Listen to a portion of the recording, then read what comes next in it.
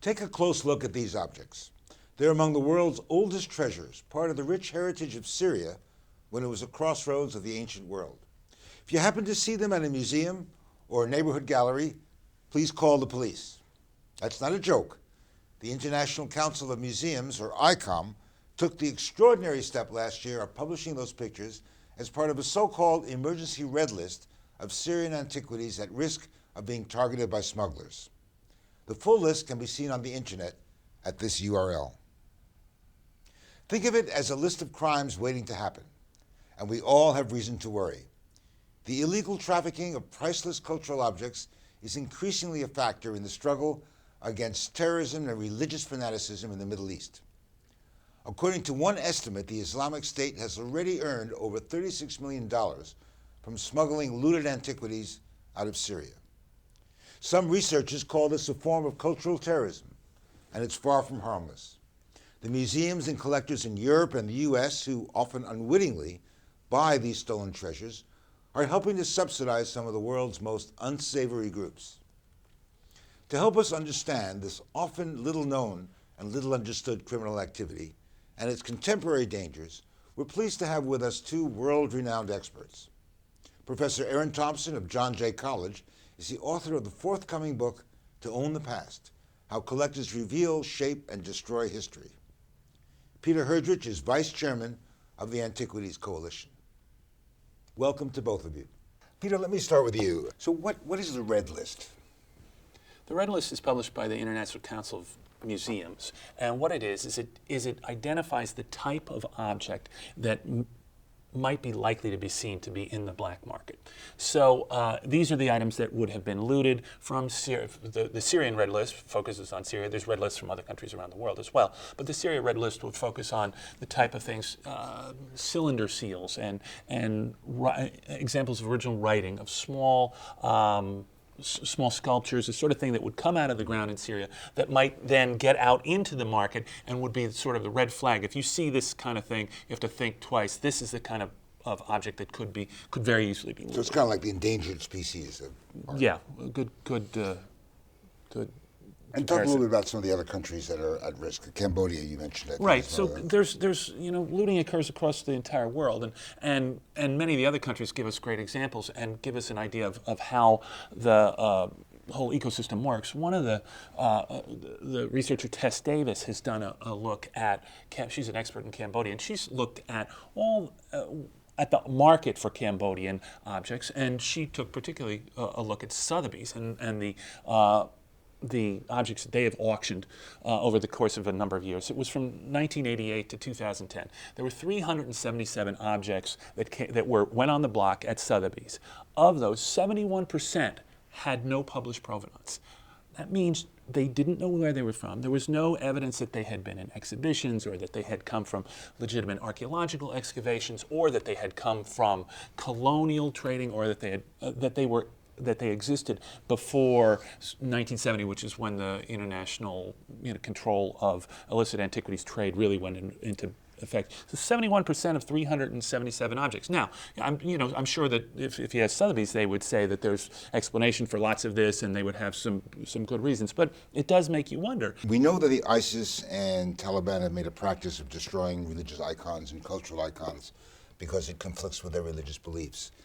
Now they're looting them and making money out of them. Is this a change in attitudes, or are they just being clever? Well, clever, it's hard to say clever, but I'd certainly say ruthless. What they've done is that they've turned to cultural heritage material, cultural heritage items, to try to raise money and to try to support themselves in the same way that they're doing with oil or the same way they do with kidnapping. And what it is now it's become a way for them to fund their terrorist activities by trading and first by looting and then by trading illicit antiquities that they take out of the ground in Syria and Iraq as a way to support themselves financially. So money is the big draw. Money's the absolute And how serious is it? I mean, we know that in Iraq and Egypt, the looting has gone on for decades, even centuries. Indeed, centuries, and it's part of a long tradition, unfortunately. It's really hard to say. It's hard to put a dollar value on it, but what we certainly can say is a couple of things. The American Association for the Advancement of Science has done satellite imagery analysis. And what they have determined is that 5 of 6 UNESCO World Heritage Sites have been seriously damaged by looting in Syria today. Now, some of this is done by, is in areas controlled by ISIS, some of it's in other areas as well.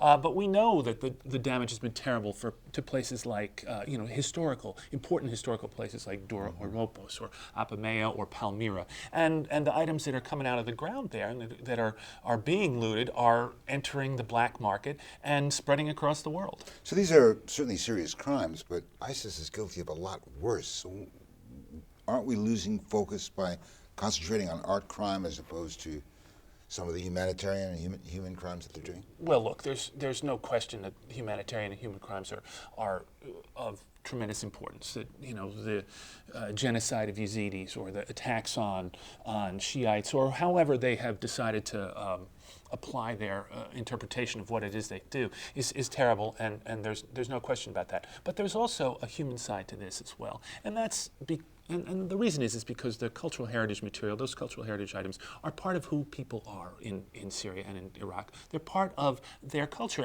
and to encourage that, to try to have that survive, and to try to provide that as well to people around the world, knowing that the story of they call it the cradle of civilization for a good reason. It's where the human story in many ways started and developed. It's the location where we see the beginning of writing, where we see towns, where we see agriculture. Huge important steps in our shared story. So to put that at risk and to cause threat to that is really a very serious thing as well. So, Professor Thompson, let me go to you, because it's a good way to, before we even talk about how we can stop this, I must add that you are the only or the first professor of art crime in the United States. Can you tell us what took so long?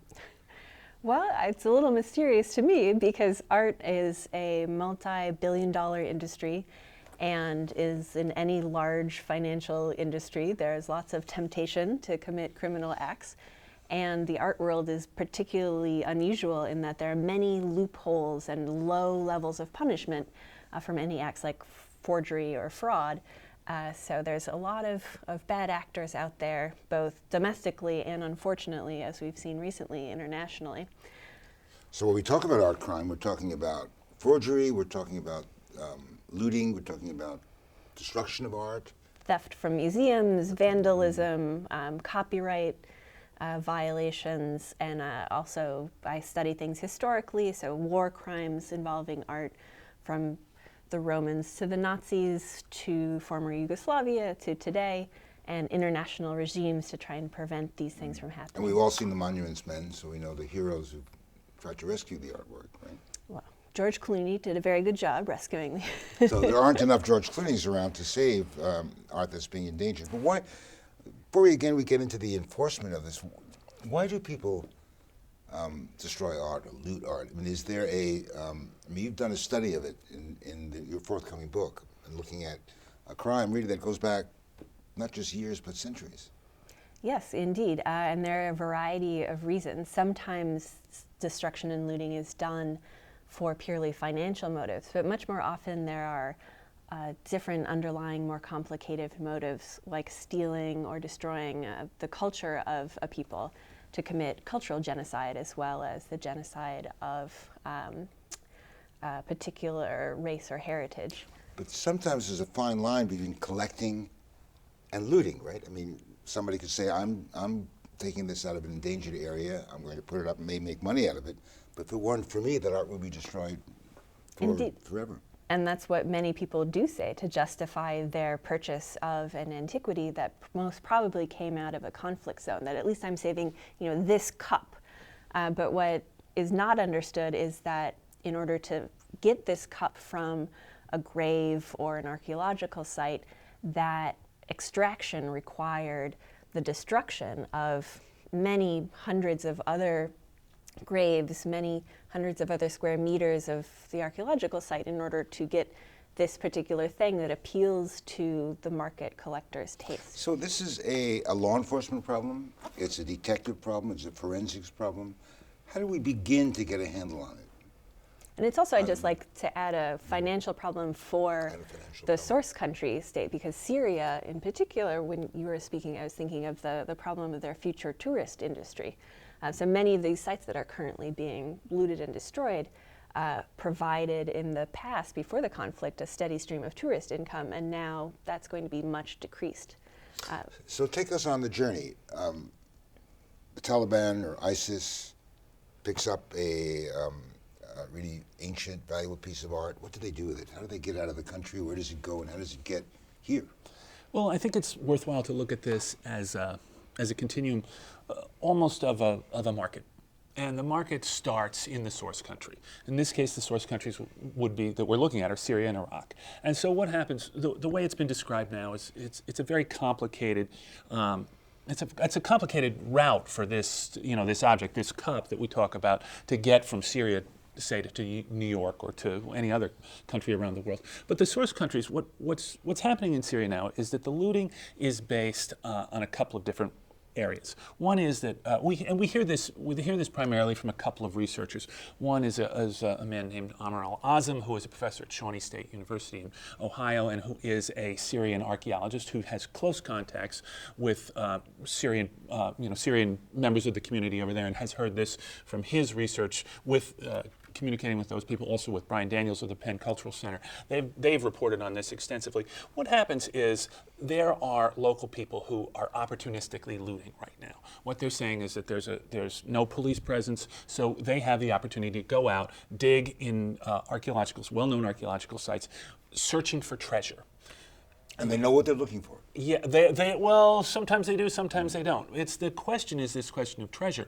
And to look at it that way, to say that this is an object that they seek, maybe it's gold, maybe it's a sculpture, that sort of thing, to try to find that, they destroy and they disrupt the archaeological heritage, the context of those items, which is how archaeologists and art historians get their information about that. So that's where it starts. It starts with that impulse to get the object into the market, because if they can get something out of the ground, they can sell it, and then that has value, and then that's how they make money. Now, the way ISIS makes money, as it's been reported, is that they tax the local looters. It's called a khums tax, Khums, and it's a tradition in that part of the world where you pay 20% to the local authorities for the permit, essentially. That's one way that ISIS funds their terrorist activities, through looting. The other way is that now, and these are new reports. We recently heard about this at an Antiquities Coalition roundtable that we did down in D.C. at the Middle East Institute, and this was from Professor Al-Azam, who told us that now, according to his informants, who can't be identified because they really are risking their lives to talk about this under the control of the Islamic State, he's reporting now that there are actually units who work for the government, for ISIS, for the caliphate, if you will, for the so-called caliphate, who are out there looting now with guidance from local people who are well familiar with the culture. Okay, so they get the hot goods. What do they do with them? They have to have a cutaway. They have to have a middleman to get them out of the country into Turkey, Europe. Exactly. The middlemen, how does that work? The middlemen, we're told, buy the items right there on site. They get them to the border. The border, generally with Turkey, that seems to be the most popular way out. And from there, that's the black market, right? That's the beginning of the black market. And the black market then extends out through transition countries out across the entire world. There's reports that stuff goes to the Middle East, it goes to the Far East, it goes to China, it goes to North America, and it goes to Europe. But there have to be people who are complicit in this. In other words, it couldn't Without happen question. on this. It's like the drug trade, really. I mean, you need people who are cutouts who will get it from point A to point B and then to point C, where it becomes legitimized, right? Well, and that the legitimization is the key here, and it's unlike the drug trade. So cocaine is cocaine, but an antiquity, as it moves through the marketplaces, it moves to gradually more legitimate dealers or auction houses, acquires this patina of a story that's different than its actual story of looting. So the motion through the marketplace is really one of the creation of some explanation that this came from a prior collection, or it came out of its country of origin hundreds of years ago, or some reason that the ultimate buyer or collector can convince themselves that it's okay So if to I had possess this. two vases here, a looted vase and a legitimate vase, I couldn't tell which was They which. look the same, which is one of the key problems of controlling the antiquities. So how trade. do we control this? I mean, I'm thinking of the kinds of things we do when people boycott whales or seals, and we say we just don't buy whale meat in Japan. Don't buy Canadian products if you want to stop the seal hunt. Does that work in terms of antiquities and looted art? Well, if you look at, for example, the boycott on, or the bans on elephant ivory, you'll see that what's happened is the burden of proof has been turned around. So instead of having to prove that something was poached, this particular elephant ivory piece, you have to prove, in order to bring it into the United States or sell it within the United States, that it was not poached, that it was out of the country, that it's antique, over 100 years old, could not have been involved in the trade, etc. So the same thing is happening with antiquities. The U.S. now has a number of agreements with particular source countries for antiquities, including Italy and Greece, a number of South American countries, whereby if you want to bring something into the United States that comes from one of these countries, you have to have the paperwork to show that it was legally exported from that country of origin. Couldn't you forge that paperwork? Isn't it? That is a problem, but it's another step in the process, whereas currently, unless there's an agreement with these countries, you need no paperwork. You could even boast to customs that this thing was taken out of its country of origin without a permit, and there's nothing that customs can do about it. There's talk about creating a White House czar of antiquities, prevent looting. I mean, would that solve some of the problem? It's certainly a step in the right direction. To elevate the issue to the level of a White House czar is something that I can only imagine will benefit everybody, and everybody who's concerned about these issues. I think that's certainly the case. There's also, in the legislation that's currently being talked about, there's a question of whether or not there'll be sanctions and whether or not there'll be a ban on the trade of Syrian and Iraqi antiquities here in the United States. And would those sanctions be tough enough to really stop the trade? I mean, there's a lot of money involved in this. Well, it would stop. It certainly would help with the legitimate, with people who want to trade above board. But as you say, it's a black market. So there's things on the internet. There are opportunities to purchase that way. There's very sneaky ways that the criminals who do this approach it. We call it cultural racketeering, is what we call it. And we say cultural racketeering is the idea that you go out as an organized criminal syndicate and you try to loot and trade illicit objects for profit. So these cultural racketeers, what they'll do is they'll describe it somewhat differently. So instead of being an item from Iraq, it's suddenly Mesopotamian or it's Assyrian, which throws things off. Or the other thing that we've heard is a greater interest in items that are Greek and Roman from those areas. Of course, those areas were part of the Greek and the Roman Empire. So if something's Greek or Roman, it's less likely to bring attention as coming from Syria or Iraq. So there's very tricky ways that these criminals work, and that sometimes they succeed. However, having said that, it's the old thing. It couldn't hurt, right? Part of the problem is the value we ascribe to these things. I mean, it's like in art crime. There's art that's worth millions and millions of dollars, and it's obviously worth forging or worth stealing. But the value of antiquities goes up and down, right? I mean, what is the market for antiquities? I mean, how valuable are these items and objects actually worth? Some of them are quite beautiful. They're gold, silver inlays. I've seen some of the items in the at-risk lists. But it's very hard to put a value on them, except when a crime happens, and then, of course, the value goes up. Well, the problem, to me, is several. First, that some of these items can be worth tens of millions of dollars, while some coins currently minted in Apamea, currently on sale in eBay, which I believe have just come out of the ground in Apamea, you can buy on eBay for $30. Apamea is what? Is a site in ancient Greek city in Syria, one of the UNESCO World Heritage Sites there. And so the range of value makes it very hard to control because you're looking at very different markets. But one other way of looking at the value that I like to think about is not just a financial value, but a relationship value with the countries of origin. So by showing that we care about cultural heritage of these countries, is a very good way for the United States to conduct diplomacy, especially if there are military relations in the area, to show a local population that we respect their heritage and understand the links between their heritage and ours. So the United States military is currently one of the driving forces of cultural heritage preservation because they understand the importance of relations. Back to the monuments men. But the whole premise behind art theft or looting or black market in art is that there has a certain amount of expertise that's involved. In other words, if you're someone in the field, you're not necessarily going to know that X vase or X piece of jewelry is that valuable compared to something else unless somebody's telling you this, unless you're aware what the market is. And the people who create the market are really, in some ways, art historians, as well as museum officials, museum owners, and the general public. If you can't break that link between creating a value in those things and the art that's lying in the ground that suddenly becomes extremely valuable, do we have any hope of really stopping this sort of criminal activity? Well, and just to throw in another problem in there, there's problem of forgery, because there's also a huge temptation when sites are being looted and people are making profit of, well, why not just make our own new ones to add on to the stream?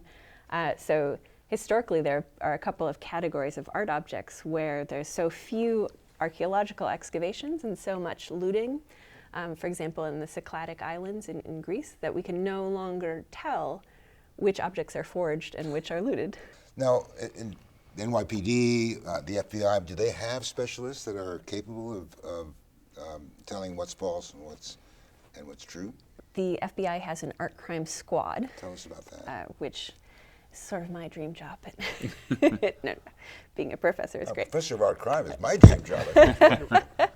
But they specialize in high value art theft usually, but sometimes antiquities cases. And they know when to ask is their strategy. So they have a network of experts that they can call on. That's the FBI. What about the NYPD or large municipal police forces? Do they have art crime specialists or forgery specialists? I'm sure they have forgery specialists, counterfeiting. But are there people out there who can be Sherlock Holmes of the art world? I have seen articles about one particular detective in the NYPD who focuses on this, tends to focus, I think, on paintings more than anything. It's funny, if you want to sort of trace it, where the crime might be, or where the they say this object is coming into the United States. One of the places it might get stopped is at the border. And Immigration and Customs Enforcement is quite aware of this. And when we talk about sanctions and stopping the trade, it tends to happen at the border. So say they see something and they say, you know what, this looks like an antiquity to me. I have no idea what it is. I don't know if this is from Peru. I don't know if it's from Syria. It came from London. So there's, that may not be a way to tell. What we need to do is we need to talk to an expert, and that's where experts come in, who then are often called and said, can you come out to JFK and take a look? We've got this package, and we think there's something dirty in here. Can you help us establish what it is? So if we need to tell Bill Bratton why he needs to hire more specialists in the NYPD to look at art crime, what do we tell him is the reason? Why should he do that? One thing that I've heard from former law enforcement, now more trained in art crime things, is that art is an incredibly liquid asset. So many criminals, especially drug dealers, seeking to hide funds and transfer funds, do so through either stolen or legitimate art. So one former narcotics detective in particular told me that he wished, while he was raiding drug houses and looking down for trap doors that might conceal stashes of money, that he had occasionally looked up at the walls to see if there was any valuable art that he could have confiscated as well. So just on a very practical level, sometimes the funds reside there. That would convince me. The other part of this equation too is that collecting side. This is one of Professor Thompson's real specialties, is to take a look at that idea of why do people collect, and what is it? What's the appeal of these objects? What is it that that causes a person to spend a lot of money on an object that might be dirty, or that might be fake? Yeah. And well, thanks to both of you for a very stimulating discussion. Thank you. When we see a beautiful 3,000-year-old vase or a rare sculpture from the pre-Islamic era, we don't usually spend much time thinking how they got here. Perhaps we need to think again. We don't want terrorists crossing our borders, so we should be equally determined to keep out the profits of their crimes. And just to remind you, here's the website for ICOM's Red List of Syrian Antiquities. I'm Steve Handelman. Thanks for watching. See you next time.